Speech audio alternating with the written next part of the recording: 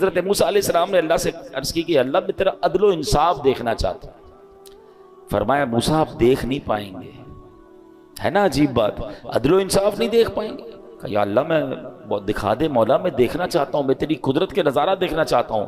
تو اللہ نے فرمایا ٹھیک ہے، پھر فلاں دریا کے کنارے جا کر کہیں چھپ جائیے۔ آپ گئے اس دریا کے کنارے اور ہائیڈ ہو گئے، چھپ گئے کہ دیکھیں ماجرا کیا ہے۔ اب آپ نے دیکھا کہ تھوڑی دیر میں ایک شخص، امیر شخص آیا، گھوڑے پر سوار تھا، دریا پر آیا اور دریا کے پاس اس نے ہاتھ منہ دھویا اور اس کے پاس ایک تھیلا تھا مال سے بھرا ہوا، پیسوں سے بھرا ہوا، اس نے رکھا اور منہ ہاتھ دھویا، فریش ہوا اور گھوڑے پہ بیٹھ کے چلا گیا۔ اپنا وہ تھیلا جو ہے وہ دریا کے کنارے بھول گیا۔ ہو جاتا ہے کبھی ہم بھی کہیں جاتے ہیں تو کوئی چیز اچانک بھول جاتے ہیں۔ اب ایک بچہ آیا، حضرت موسیٰ دیکھ رہے ہیں، بچہ آیا اور اس نے دیکھا کہ تھیلا ہے، پیسے بھرے میں، پیسے اٹھایا، وہ چلا گیا۔ تھوڑی دیر ہوئی تو ایک اور شخص آیا جو کہ اندھا تھا اور وہ آ کر دریا کے کنارے لیٹ گیا، آرام کرنے لگا۔ اب اس امیر شخص کو یاد آیا کہ میرا تو تھیلا رہ گیا تھا۔ وہ ڈھونڈتے ڈھونڈتے دریا پر آیا تو دیکھا ایک شخص لیٹا ہوا ہے اور آنکھیں بھی نہیں ہیں، اندھا ہے۔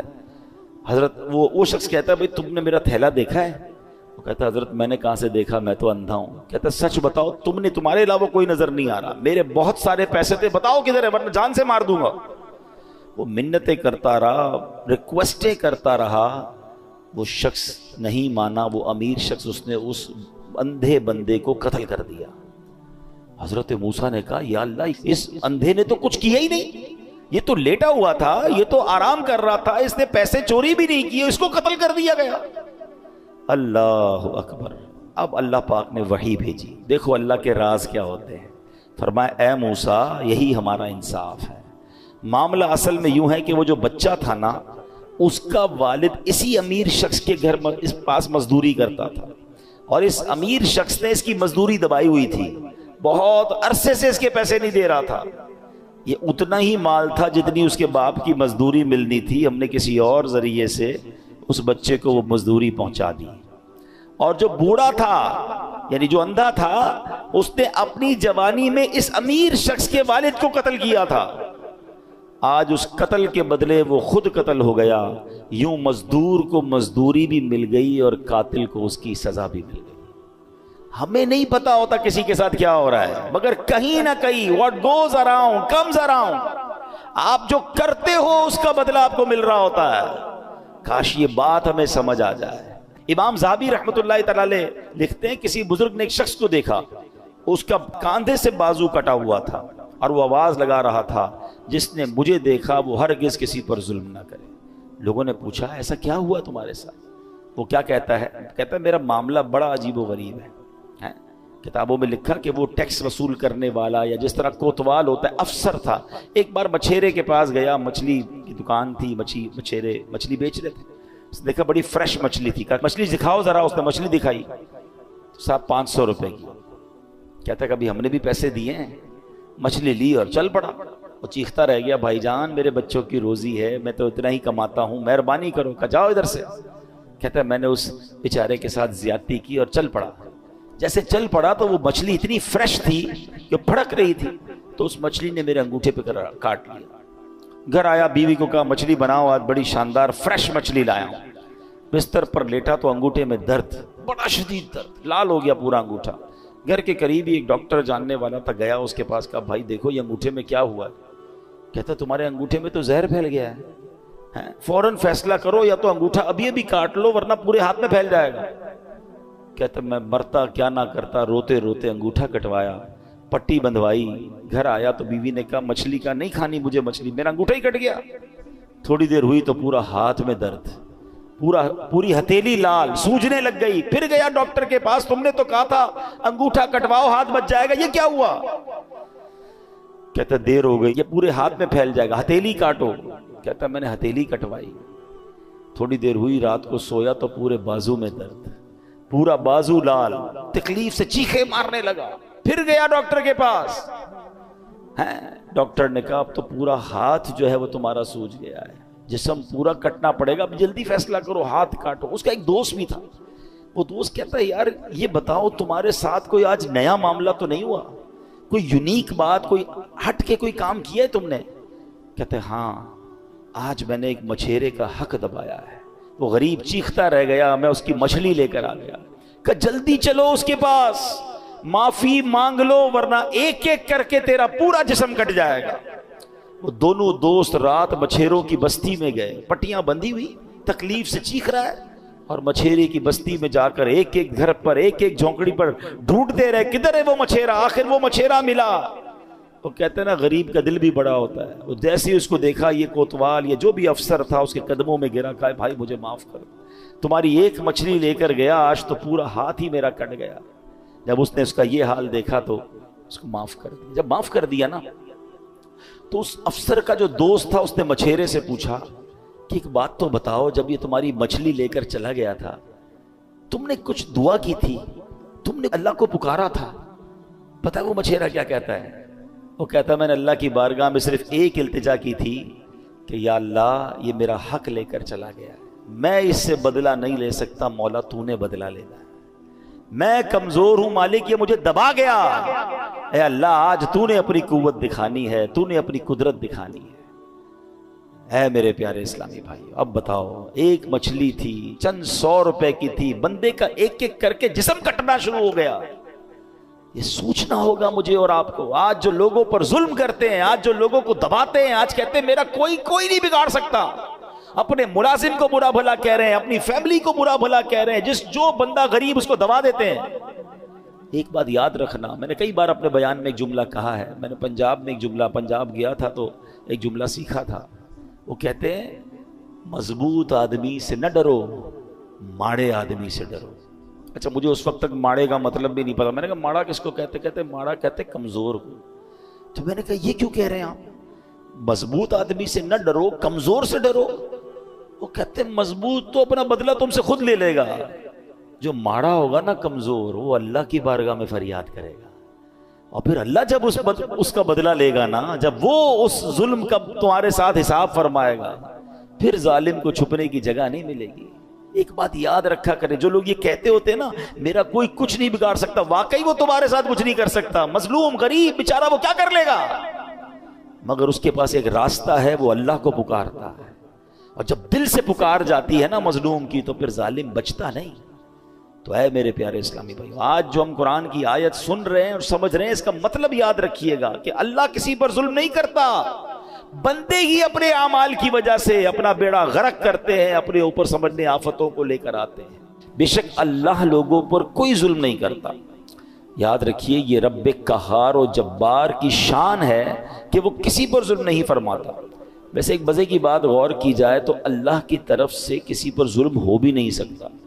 مثال کے طور پہ اگر کسی کے پاس کوئی گاڑی ہے، کوئی موٹر سائیکل ہے، یا گھر کا کوئی سامان ہے جس کا وہ خود مالک ہے، اور اس سامان کو وہ توڑ دے، وہ جلا دے، تو کیا اس نے ظلم کیا؟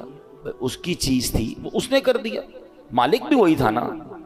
تو سمجھانے کے لیے کہہ رہا ہوں، پوری دنیا کا خالق و مالک کون ہے؟ ذرہ ذرہ اللہ کا ہے نا، اس کی مرضی، وہ جس چیز کے ساتھ جو بھی کرے وہ بھی تو ظلم نہیں ہے نا۔ جب مالک ہی وہی ہے، اس کا خالق وہی ہے، اس کا یوں سمجھیے سب کچھ اسی کا ہے، تو بھائی جس کا سب کچھ ہو، اس کی مرضی، وہ جو چاہے کرے، وہ ظلم کہاں سے ہو گیا؟ مگر سبحان اللہ اس کی شان کریمی دیکھیں کہ اس نے سبحان اللہ اپنی ذات پر، اپنی رحمت پر یہ مقرر فرما لیا کہ کسی بھی شخص کو بے قصور سزا نہیں دی جائے گی۔ لیکن ایک بات یاد رکھیے، حدیث پاک میں آتا ہے اگر اللہ پاک اولین و آخرین سب لوگوں کو جہنم میں ڈال دے تب بھی یہ ظلم نہیں ہے، وہ خالق ہے نا۔ لیکن اس نے اپنی رحمت کے ذمے پر کیا لیا کہ کسی بھی شخص کو بے قصور سزا نہیں دی جائے گی۔ اللہ قرآن میں فرماتا ہے ان اللہ لا یظلم الناس شیئا، بے شک اللہ لوگوں پر کوئی ظلم نہیں کرتا، یعنی اللہ پاک کسی بھی شخص کو بے قصور سزا نہیں دیتا، وہ تو انتہائی مہربان رحم والا ہے، وہ ہمیشہ اپنے بندوں پر عطائیں ہی فرماتا ہے۔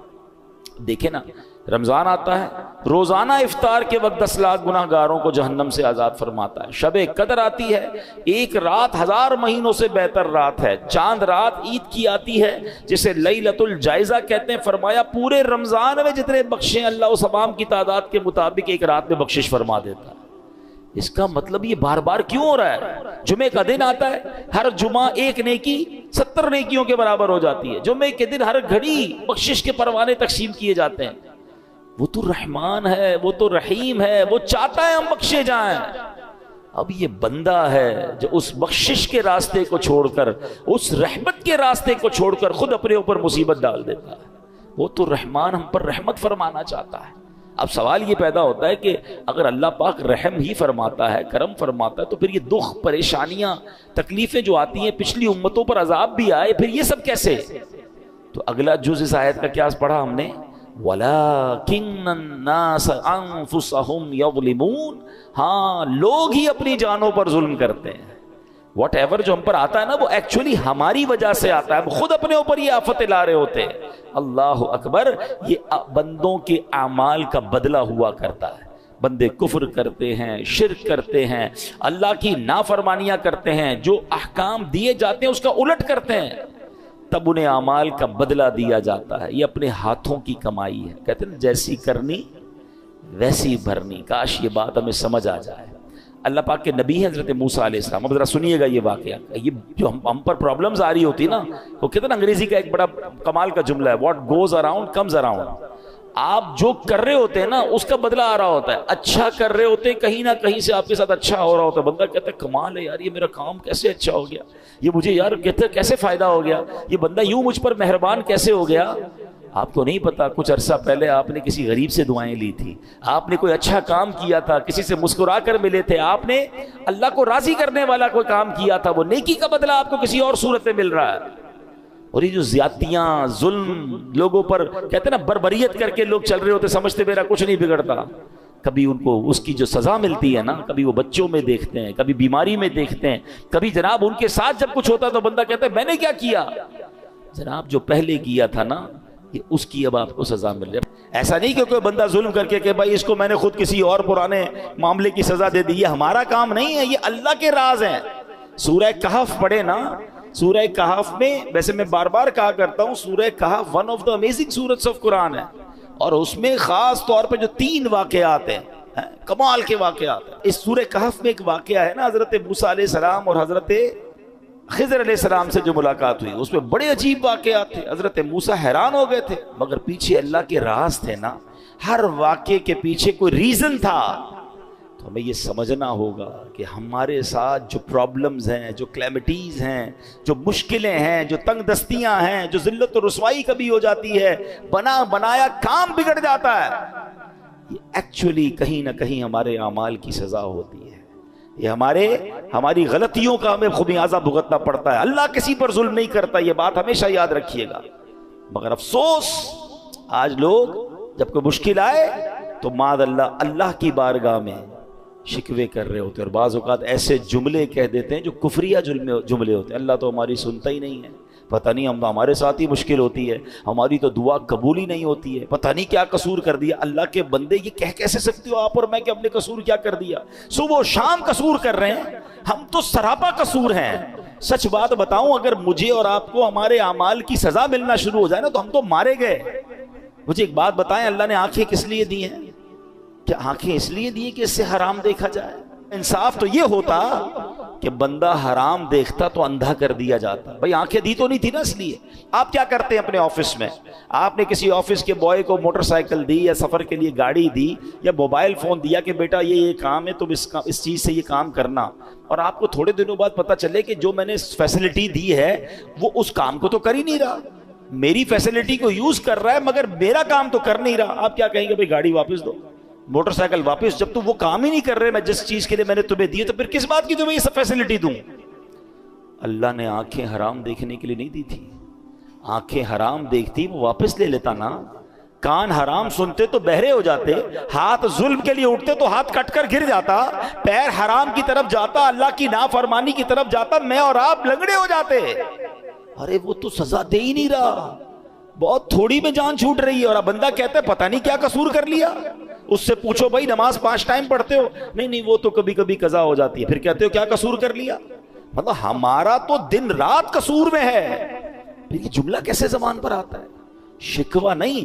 وین ایور کوئی پرابلم آئے اپنے آپ کو ریئلائز اسکین کرنا شروع کر دو کہ کیا غلطی ہو گئی بھائی, کیا مشکل ہو گئی, میں نے ایسا کیا کر دیا. فوراً توبہ, فوراً استغفار, فوراً اللہ کی طرف رجوع کریں. پھر دیکھیں انشاءاللہ رحمتوں کے دروازے پھر کھل جائیں گے. اللہ اکبر. ایک بار مسلمانوں کے پہلے خلیفہ حضرت ابو بکر صدیق رضی اللہ تعالیٰ عنہ نے بارگاہ رسالت میں عرض کی.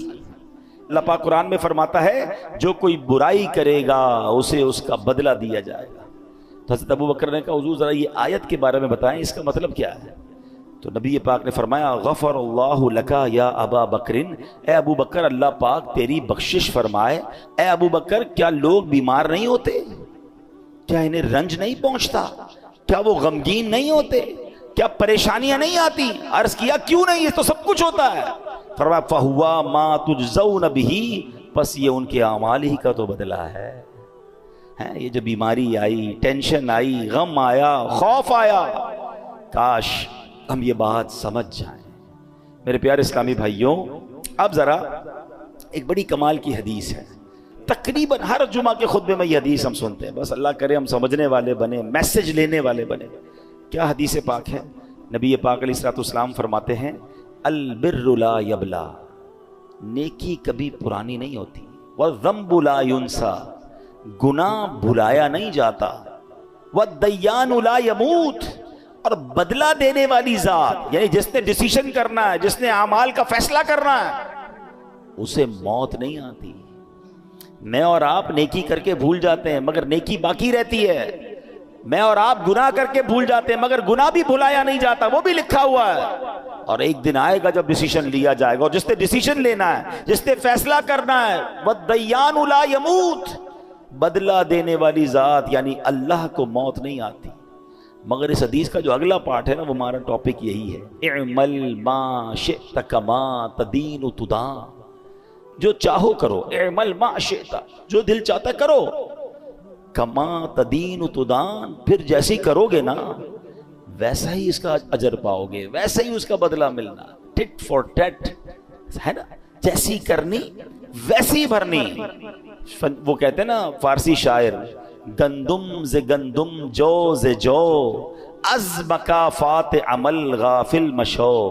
کہتے ہیں گندم بیج کر گندم ہی کاٹو گے, جو جب ڈالو گے بیج تو جو ہی کاٹو گے. دنیا میں مکافات عمل ہیں, یعنی جیسی کرنی ویسی بھرنی والا قانون جاری ہے, اس سے غفلت مت کرو. ہاں کریں غلط کام اور کہتے ہیں بھائی جنت میں جانا ہے. اب پہلے غلط کام تو چھوڑے نا, حرام کو تو چھوڑیں. سیدی اعلیٰ حضرت بڑا کمال کا شعر لکھتے ہیں. آپ فرماتے کام زندہ کے کیے اور ہمیں, زندہ کہتے ہیں جیل, یہاں مراد کیا ہے جہنم. کام کدھر کے کیے جانے کے, جہنم میں جانے کے. کام زندہ کے کیے اور ہمیں, شوق گلزار ہے کیا ہونا ہے. شوق جنت میں جانے کا ہے, کام جہنم میں جانے والے کرنے. اب خود بتائیں نا ایسا کیسے ہوگا. ہمیں کام جنت والے کر کے پھر اللہ سے دعا کرنی اللہ قبول کر لے تاکہ ہمیں بھی تیری جنت مل جائے. تو اے میرے پیارے اسلامی بھائیوں یاد رکھیے, جیسا میں نے کہا نا, ہمیں پتہ نہیں ہوتا کسی کے ساتھ زیادتی, کسی کے ساتھ ایسا عمل جو ہمیں کس طرح آ کر ستاتا ہے, پھر کس طرح تکلیف آتی ہے. اے میرے پیارے اسلامی بھائیوں, پچھلی قوموں کو قرآن پڑھے تو پتہ چلے نا. پچھلی قوموں کا ذکر بڑا بریفلی قرآن میں ہوا, بڑا واضح ہوا. قوم عاد پر سخت آندھی کا عذاب آیا جس نے انہیں کھائے ہوئے بھوسے کی طرح ملیا میٹ کر دیا. سبب کیا تھا؟ ان کے گناہ تھے. قوم سمود پر شدید زلزلے کا عذاب آیا جس نے انہیں ہمیشہ کے لیے فنا کے گھاٹ اتار دیا. اس کا سبب بھی ان کے گناہ تھے. نمرود پر مچھروں کا عذاب بھیجا گیا, اس کا سبب کیا تھا؟ خدائی کا دعویٰ تھا نا, اللہ کی نافرمانی تھی. فرعون کے ساتھ کیا ہوا؟ کرو فر, اللہ نے کتنا دیا اسے, اللہ کو ناراض کیا, اللہ نے پانی میں غرق کر دیا, دریا میں غرق کر دیا. قارون کے پاس کتنا خزانہ تھا, آج دنیا میں کس کے پاس اتنا خزانہ ہے؟ قرآن کہتا ہے اس کے خزانوں کی چابیاں پوری ایک جماعت اٹھاتی تھی, یعنی اونٹوں کی قطاریں ہوتی تھی جو قارون کے خزانہ نہیں اٹھاتی تھی, اس کے خزانوں کی چابیاں اٹھاتی تھی. نافرمانی کی, زکوٰۃ سے انکار کیا, اللہ کے فیصلوں کے خلاف چلا, خزانے سمیت دھسا دیا گیا. یہ سارے واقعات قرآن میں موجود ہیں جو پکار پکار کر کہہ رہے ہیں کہ رب کو ناراض مت کر بیٹھنا, ورنہ پھر بربادی ہے۔ اللہ اکبر۔ امام حسن بصری رحمۃ اللہ تعالی علیہ فرمایا کرتے تھے، اے ابن آدم تیری ہلاکت ہو، کیا تو اللہ پاک سے مقابلہ کرنا چاہتا ہے؟ اللہ سے مقابلہ کون کر سکتا ہے؟ فرمایا ہاں ہاں، جس نے اللہ پاک کی نافرمانی کی گویا اس نے اللہ پاک سے جنگ کی، اور اللہ پاک سے جنگ کا نتیجہ کیا ہے؟ تباہی اور بربادی۔ اے میرے پیارے اسلامی بھائی، گناہوں سے توبہ کر لیجئے، جو ہو گیا اس سے معافی مانگ لو، وہ بڑا کریم ہے، وہ معاف فرمانے والا ہے۔ آخری نبی علیہ الصلوۃ والسلام فرماتے، آقا فرماتے ہر آدمی سے خطا ہو جاتی ہے، اور بہترین خطا کار وہ ہے جو توبہ کر لے۔ توبہ کرنا، کہتے نا گناہ عادت بن جائے تو توبہ کو دستور بنا لو۔ جیسے ہی گناہ ہونا فوراً نیکی کرنا شروع کر دے، استغفار کرنا شروع کر دے، توبہ کرنا شروع کر دے، تو انشاءاللہ اللہ نے چاہا تو وہ گناہ کی جو نحوست ہے وہ ختم ہو جائے گی۔ اے میرے پیارے اسلامی بھائیوں، ایک بار حضرت عیسیٰ علیہ السلام کے ساتھ کچھ لوگ اپنے حواریوں کے ساتھ، اپنے دوستوں کے ساتھ، ساتھیوں کے ساتھ تشریف فرما تھے۔ ایک بہت ہی خوبصورت حسین و جمیل پرندہ آیا اور آپ کے سامنے زمین پر لوٹ پوٹ ہونے لگ گیا۔ اس نے اپنے آپ کو زمین پر اتنا رگڑا کہ اس کی خال اتر گئی۔ اب وہ سرخ، گنجا اور بدصورت دکھنے لگا۔ پھر وہ پرندہ کیچڑ میں گیا، اس میں لوٹ پوٹ ہونے لگا تو کیچڑ میں گندا بھی بڑا ہو گیا۔ اور اس کے بعد اس پرندے نے ایک پانی کے تالاب میں چھلانگ لگائی۔ جب وہاں سے باہر نکل آنا تو صاف ستھرا بھی ہو گیا، نئی خال بھی آ گئی، پہلے جیسا خوبصورت بھی ہو گیا۔ حضرت عیسیٰ علیہ السلام نے جب یہ دیکھا تو اپنے حواریوں سے فرمایا کہ یہ پرندہ تمہاری طرف نشانی بنا کر بھیجا گیا، اٹ از سائن۔ اور فرمایا یہ جو مومن کی مثال ہے نا، مومن جب گناہ کرتا ہے تو گندا ہو جاتا ہے، گرد لگ جاتی ہے، کیچڑ لگ جاتی ہے، اور جب وہ توبہ کرتا ہے تو گناہوں کی سیاہی ایسے دور ہو جاتی ہے کہ وہ پہلے جیسا حسین و جمیل ہو جاتا ہے۔ تو یہ بات یاد رکھیے، جیسے ہی گناہ ہو جائے نا فوراً اللہ کی طرف رجوع، اے اللہ معاف کر دے، اے پروردگار ہو گئی مسٹیک، اب نہیں کروں گا مالک۔ تو اللہ کو توبہ کرنے والا بڑا پسند ہے، اور جب توبہ کرنی ہے اس وقت یہ ارادہ نہ ہو کہ دوبارہ بھی گناہ کروں گا، پلان وہی ہے، پھر توبہ نہیں ہے۔ الندم التوبہ، حدیث کے الفاظ ہے شرمندگی ہی توبہ ہے۔ بندہ پہلے شیم فیل کرے، پھر اس سے وعدہ کرے کہ مولا اب نہیں کروں گا، اور پھر اللہ سے کہے مولا توبہ پر استقامت بھی تو نے دینی ہے، پھر وہ کریم معاف کرنے والا ہے۔ تو اے میرے پیارے اسلامی بھائیوں، ان اللہ یحب التوابین، اللہ قرآن میں فرماتا ہے بے شک اللہ بہت توبہ کرنے والوں سے محبت فرماتا ہے۔ تو ہمیں توبہ کرتے رہنا چاہیے، بلکہ ہو سکے تو صلاۃ التوبہ کی عادت ڈالیں۔ روزانہ رات سونے سے پہلے، ہم گناہ گار ہیں، ہم سے ہو جاتی ہیں خطائیں، تو 2 رکعت صلاۃ التوبہ پڑھ لیا کریں۔ اس کا طریقہ کیا ہے کہ رات کو یا دن میں بھی پڑھیں تو مکروہ وقت نہ ہو، 2 رکعت اس طرح صلاۃ توبہ پڑھیں کہ اس نیت کے ساتھ 2 رکعتیں پڑھیں کہ اے اللہ ہمارے گناہوں کو معاف فرما، ہم توبہ کرتے ہیں۔ اور جب سلام پھیر لیں تو ہو سکے تو سجدے میں جا کر یا رب اغفر لی، یا رب اغفر لی، یا رب اغفر لی، اے رب کریم مجھے بخش دے، یہ 3 بار کہہ لیا کرے سجدے کے اندر جا کر جب نماز سے فارغ ہو جائے۔ اس کے بعد کہ حضرت ابو سعید خدری فرماتے ہیں جو بندہ سجدے کی حالت میں 3 مرتبہ یہ کہے یا رب اغفر لی، تو سبحان اللہ جب وہ سر اٹھائے گا تو اس کی مغفرت ہو چکی ہوگی۔ تو اے میرے پیارے اسلامی بھائیو، توبہ کریں، توبہ اللہ کو بڑی پسند ہے۔ آج سے توبہ اپنا دستور بنا لیں۔ ہاں مگر ایک بات یاد رکھیے، یہ جو توبہ کرنی ہے، صلاۃ التوبہ پڑھنی ہے یا استغفار پڑھنا ہے، اس سے صغیرہ گناہ معاف ہوتے ہیں، مگر جو کبیرہ گناہ ہے نا، مثلا نماز قضا کرنا، یا اللہ نہ کرے کوئی شراب پیتا ہے، کسی کو ناحق تکلیف دیتا ہے، تو اس کے لیے توبہ کرنا بھی ضروری ہے۔ باقاعدہ توبہ کرنی ہوگی، معافی مانگنی ہوگی، اور اس کا ازالہ بھی کرنا ہوگا۔ کوئی شخص کہے جناب میں نے اب استغفر اللہ کہہ دیا تو نماز قضا بھی معاف ہو گئی، نہیں، نماز جو آپ نے قضا کی، چلے انشاءاللہ اللہ کی رحمت سے اس کا گناہ معاف ہو جائے گا، مگر اس کو قضا کرنی پڑے گی۔ کسی پر زیادتی کی ہے، کوئی مال دبا لیا ہے، اسے لوٹانا ہوگا۔ ہاں اللہ کریم اپنی رحمت سے اس غلطی سے جو گناہ ہوا وہ معاف فرمانے والا ہے، تو توبہ بھی کرنی ہے۔ آج کے بعد ایک نیت کرنے کہ بس آج کے بعد ہماری کوئی نماز قضا نہیں ہوگی، آج کے بعد ہم حرام کاموں سے اپنے آپ کو بچائیں گے۔ چلے تو صحیح اللہ کے راستے کی طرف، اعمل ما شئت کما تدین تدان، کر لے جو کرنا ہے، جیسی کرے گا ویسی بھرے گا، سنی نا حدیث۔ تو اب انشاءاللہ جنت میں جانے والے کام کریں نا۔ اگر کسی سے زیادتی کر بیٹھے تو معافی مانگ لیں، غلطی ہو گئی ہے تو توبہ کر لیں، میرا رب بڑا کریم ہے، وہ معاف کرنے والا ہے۔ اللہ کریم مجھے اور آپ کو اپنی زندگی میں آج سے بہترین بدلاؤ لانے کی توفیق عطا فرمائے، آمین بجاہ النبی الامین صلی اللہ تعالی علیہ وسلم۔